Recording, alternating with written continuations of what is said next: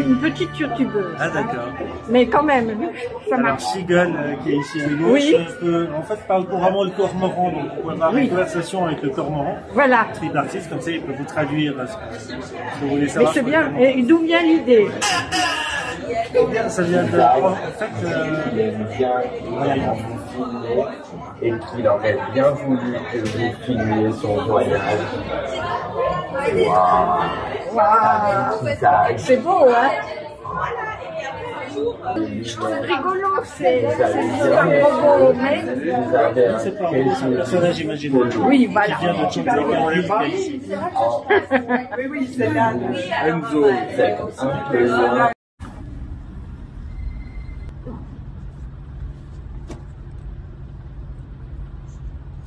J'ai reçu un mail qui a été envoyé à tous les étudiants par rapport à ce concours. Et le but c'était de faire une instruction pour inciter les gens à se rapprocher du lac, de la nature. Et Donc c'est pour se rapprocher du lac et de la nature. ouais, Et sinon donner c'était envie. quartier libre. Ouais. Et donc moi mon instruction elle incite les gens à suivre un canard et à dessiner le chemin sur l'eau. Et puis voilà, jusqu'à ce qu'ils s'envolent, jusqu'à ce qu'on le perde de vue. Ça permet aux gens d'être plus présents, de passer un moment à observer un peu plus longtemps des choses qu'on verrait tous les jours mais auxquelles on ne fait pas tellement attention. Et elles sont exposées parmi d'autres qui ont été faites par des artistes. Je vous remercie beaucoup. C'est quoi votre prénom? Lucie. Lucie. On verra si ça fait.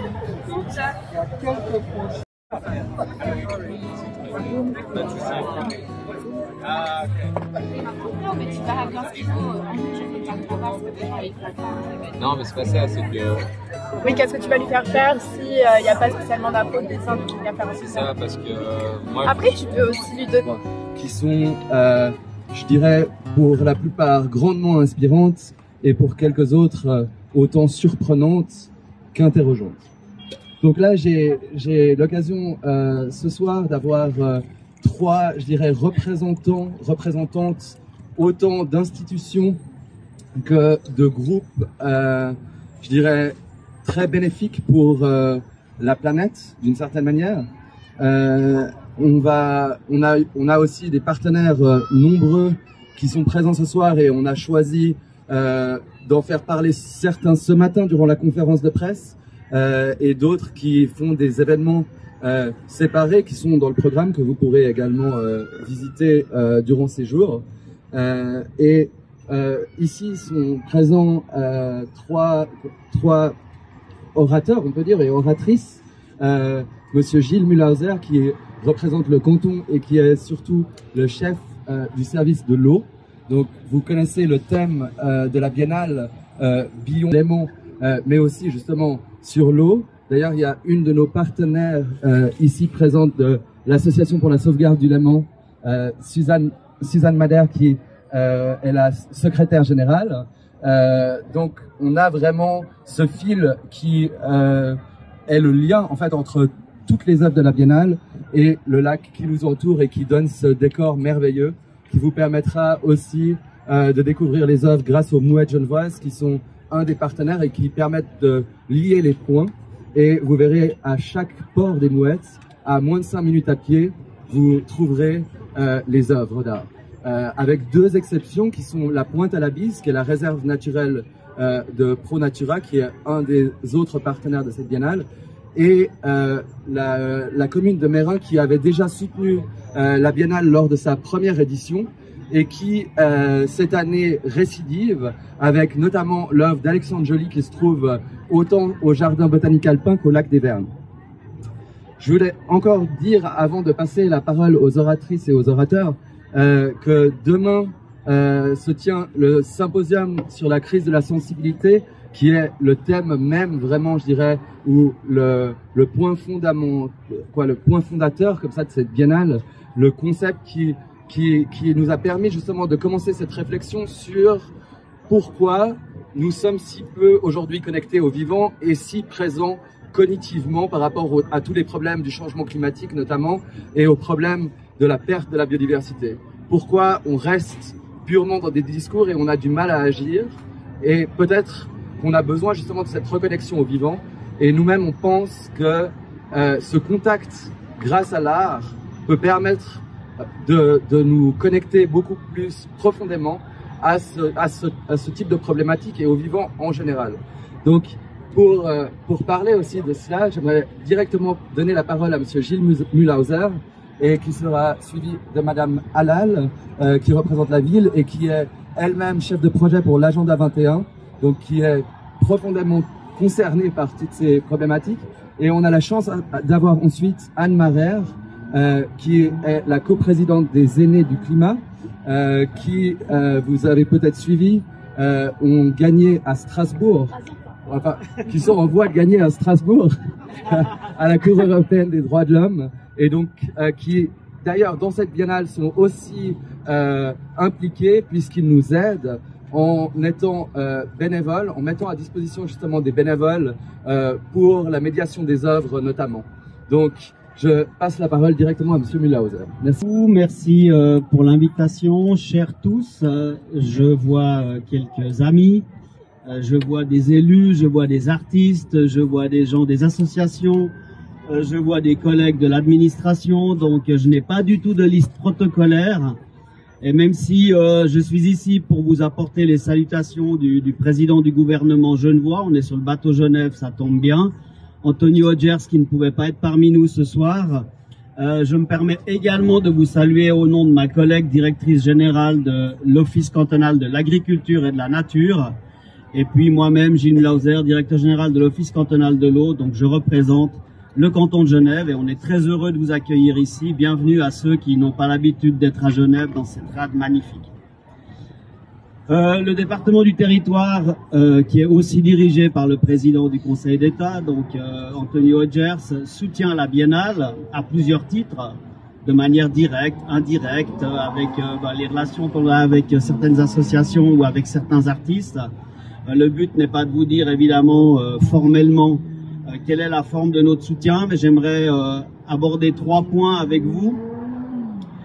D'abord, l'importance de manifestations comme une biennale des arts. En fait, ce qui est étonnant, c'est que depuis, on va dire, 5 ans, en tant qu'administration cantonale, on reçoit de plus en plus de demandes d'artistes qui veulent faire en fait des choses en rapport avec la thématique du climat, des sols, de la nature, de la biodiversité, de l'environnement au sens large, de l'eau évidemment. Et je pense que c'est réjouissant. C'est une tendance particulière. Avant, c'était beaucoup les associations qui nous sollicitaient pour les soutenir dans leur travail de sensibilisation. De plus en plus, c'est les artistes. Il y a eu la Big Biennale il y a peu de temps. Il y a le Festival du Bois de la Bâtie dans lequel il y a des thématiques sur l'eau qui sont traitées également.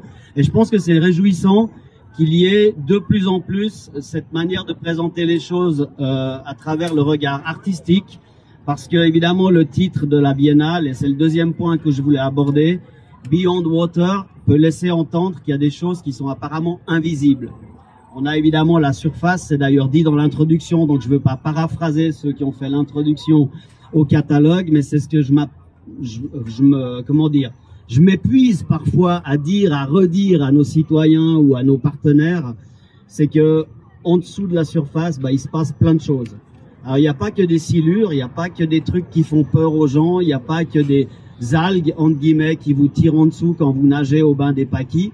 Il y a aussi plein de choses très importantes, et je pense que l'artiste, dans ce sens-là, au sens large, peut illustrer évidemment des choses que nous, dans le discours officiel, dans le discours institutionnel, dans le discours pédagogique, instruction publique par exemple, ou associatif, on ne peut pas forcément dire de la même manière. Donc là, je me réjouis que les artistes soient de plus en plus présents sur ces thématiques-là, et même si parfois ça nous pose quelques soucis pour justifier pourquoi on soutient une œuvre d'art, quand on doit l'expliquer à la commission de gestion du Grand Conseil par exemple. Je ne sais pas s'il y a des députés dans la salle, mais ça pose effectivement ce genre de questions. Pour moi, il est évident que les artistes ont de plus en plus de rôle à jouer dans les politiques publiques. Ils doivent interpeller, ils doivent présenter les choses de sorte à ce que on envisage évidemment les questions sous un angle différent.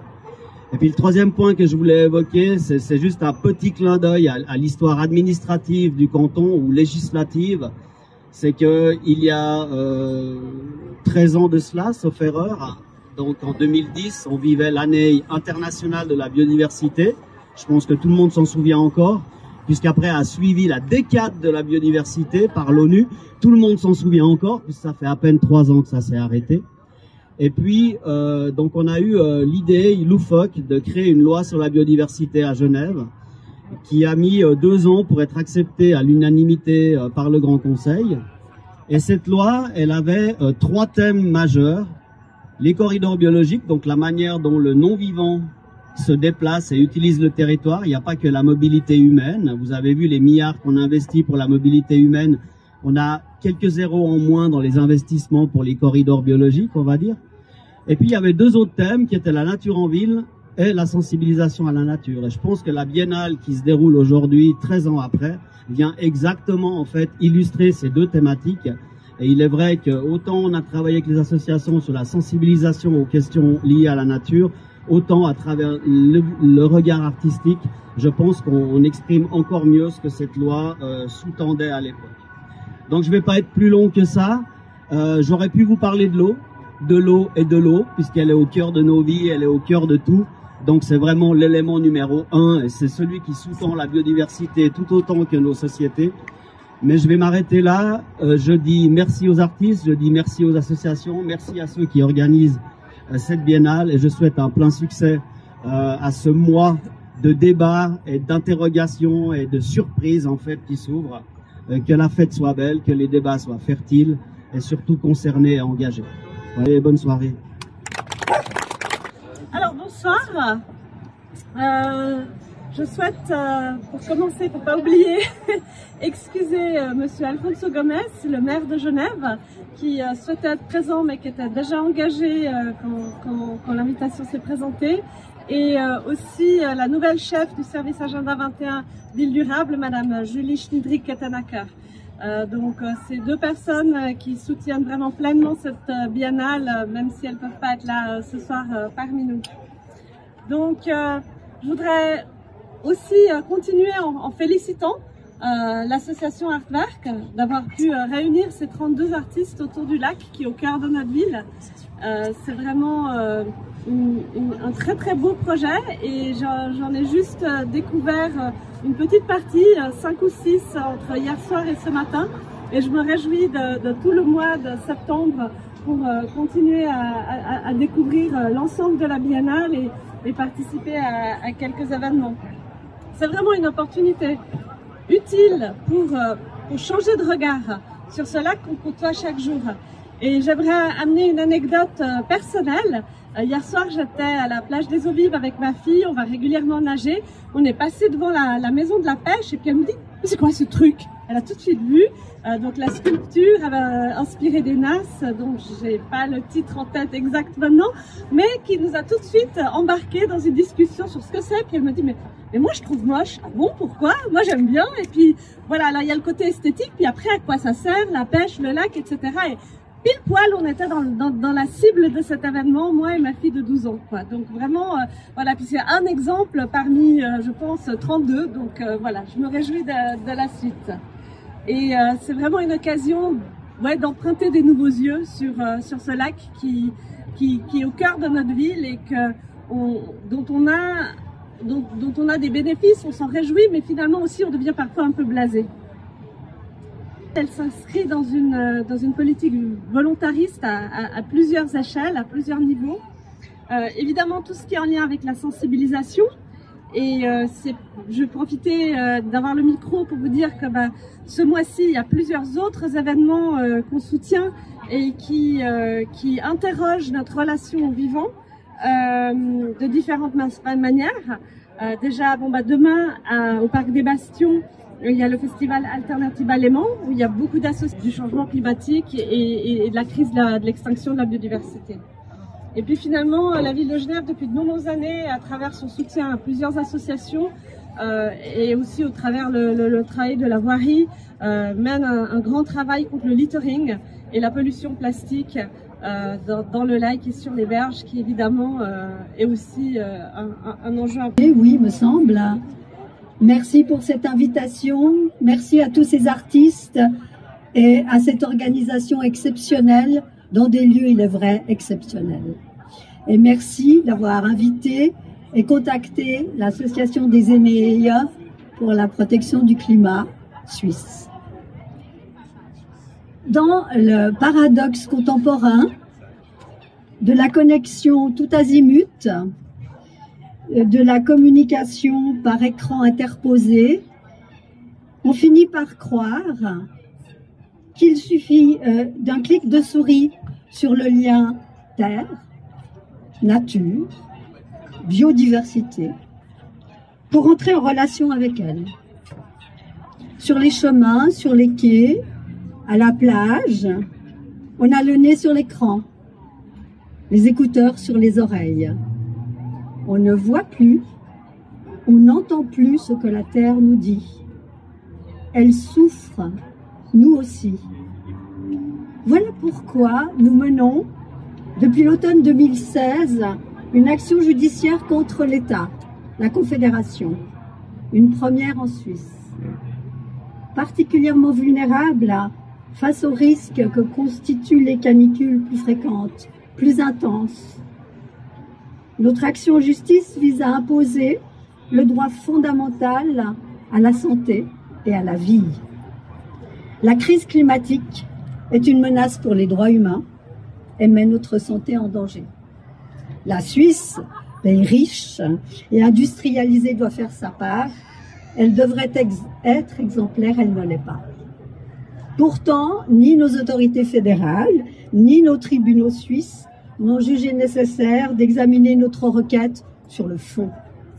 Ils placent ainsi la crise climatique hors du droit, à suivre le tribunal fédéral lorsque les conditions qu'il pose seront remplies. Ça sera trop tard. Contrairement à nos autorités et à nos tribunaux, qui n'ont jugé donc nécessaire d'examiner notre requête sur le fond, la Cour européenne des droits de l'homme à Strasbourg a réservé à notre requête un traitement prioritaire et a décidé que notre affaire serait traitée par sa grande chambre en audience publique face à 17 juges. Le 23 mars 2023, nous avons ouvert la voie, nous les femmes âgées.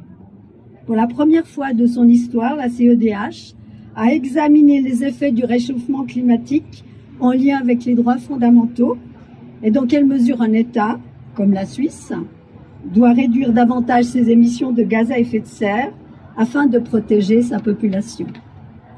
Cette audience a le potentiel d'entrer dans l'histoire comme une étape importante de la lutte mondiale contre la catastrophe climatique.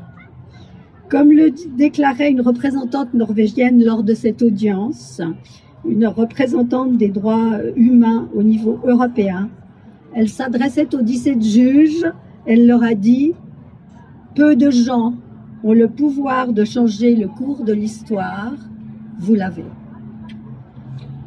Alors nous, les aînés pour la protection du climat, nous souhaitons, dans le cadre de la biennale, lors de rencontres intergénérationnelles, tisser, voire retisser des liens par notre présence, le partage de nos expériences, la discussion avec le public entre d'autres environnements et les œuvres d'art présentées dans des lieux emblématiques, des lieux qui changent au gré des saisons, des aubes et des couchers de soleil qu'un écran ne pourra jamais concurrencer. Je vous remercie pour votre attention.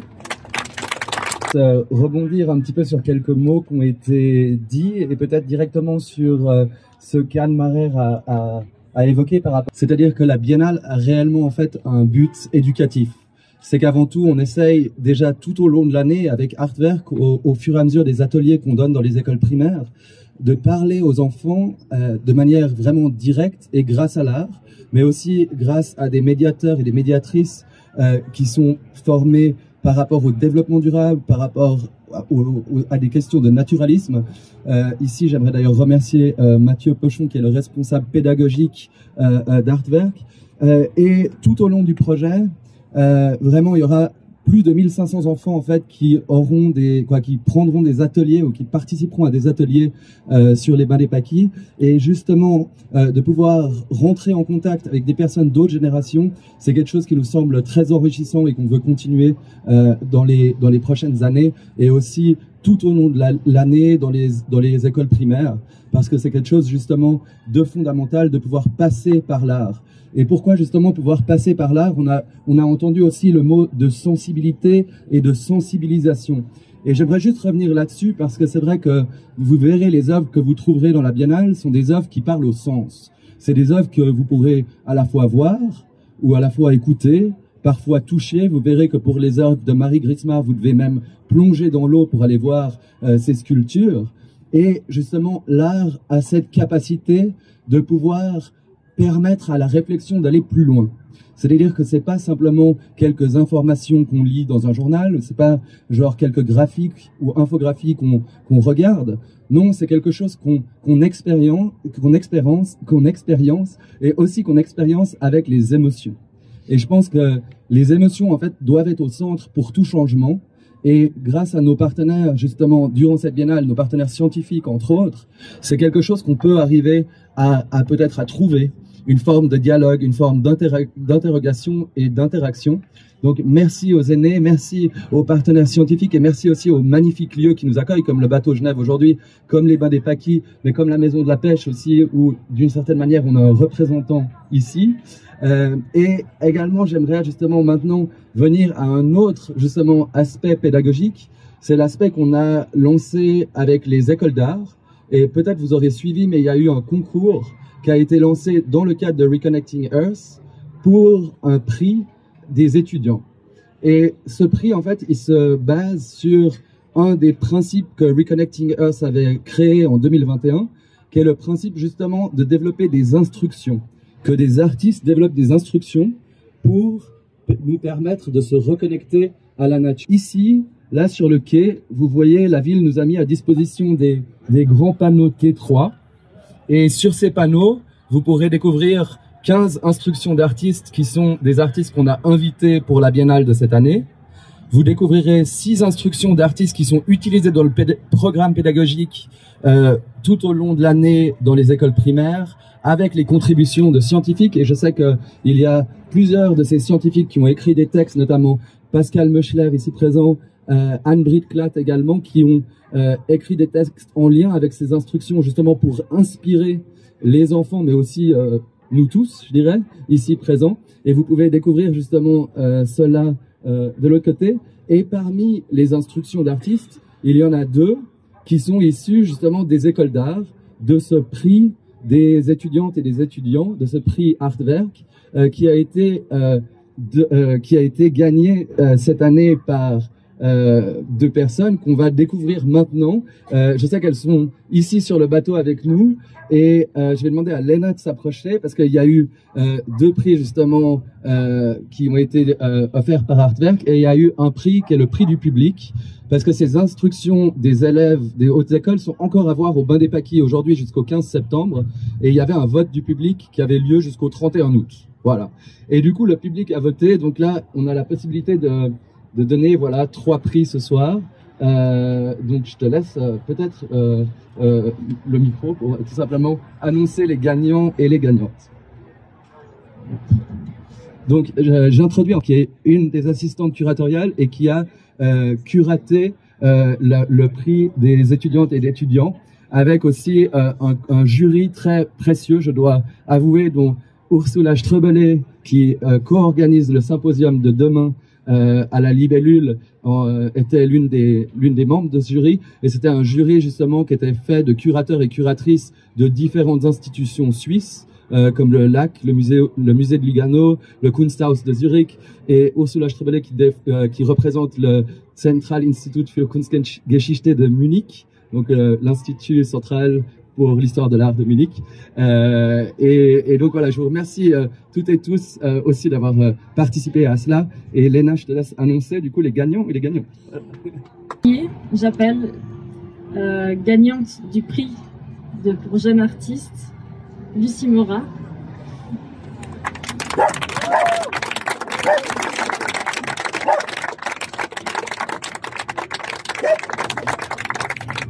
J'appelle ensuite gagnante du prix aussi pour jeune artiste, ma neveu.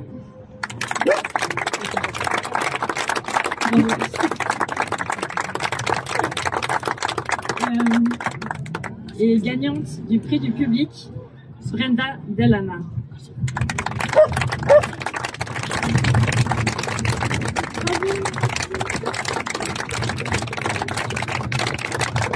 Merci à toute l'équipe, du coup, Jessica et Lucie, de nous avoir aidés à faire la production du coup de cette exposition.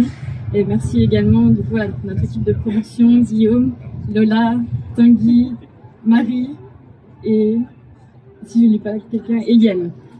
Merci à vous. Ici en résidence, il a fait un travail incroyable et les 4 bateaux qu'il a peints ont permis aussi à la presse et aux professionnels de voguer cet après-midi. Et quand vous serez, que ce soit ici sur ce pont arrière ou sur le pont avant, vous pourrez voir justement les différentes créations de Raoul. J'en profite aussi pour dire, présenter le collectif Chanzaka, où vous voyez ici ces 2 créatures qui regardent directement sur le quai. Il s'agit de Sigul, qui vous parle également quand vous êtes en bas. C'est-à-dire en fait d'un gros travail de recherche avec les passagers du bateau. Parce que pour présenter aussi un petit peu l'association du bateau, parce que c'est quelque chose assez fantastique également, le bateau a été retapé à la base par un prêtre qui l'avait racheté dans un état de délabrement total, et il l'a retapé avec des démunis et aussi des migrants, des migrantes. Et c'est toujours une association qui, le matin, offre des repas et des petits déjeuners gratuits aux tout venants. Et ce que le collectif Chanzaka a fait, c'est qu'ils sont venus interviewer des migrants et des migrantes en prenant l'exemple du cormoran qui est là, et des cormorans en fait qui se retrouvent toujours sur les pierres du Niton. Parce que les pierres du Niton que vous avez derrière vous, la plupart du temps, vous verrez des cormorans qui sont posés sur elles, et inspiré par le cormoran oiseau migrateur, il a interviewé les migrants et les migrantes pour essayer de comprendre leur histoire. Et quand vous parlez à Sigul vous répond et vous raconte des histoires qui sont en fait les histoires de ces migrants et de ces migrantes. Donc voilà, je vous laisse découvrir un petit peu plus. Vous avez la possibilité d'avoir accès à des drinks ici au bar, comme sur l'autre ponton du bateau et au centre, et aussi de commander à manger si vous le souhaitez. Donc je vous laisse profiter de cette soirée. Il y aura un DJ qui sera présent à partir de 20h.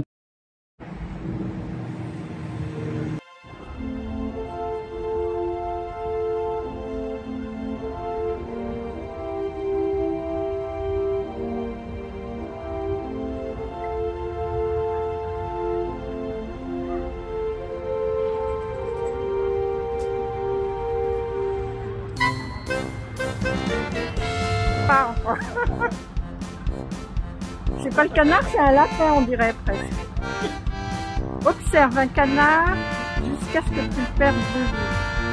Ah oui, il faut se mettre en face.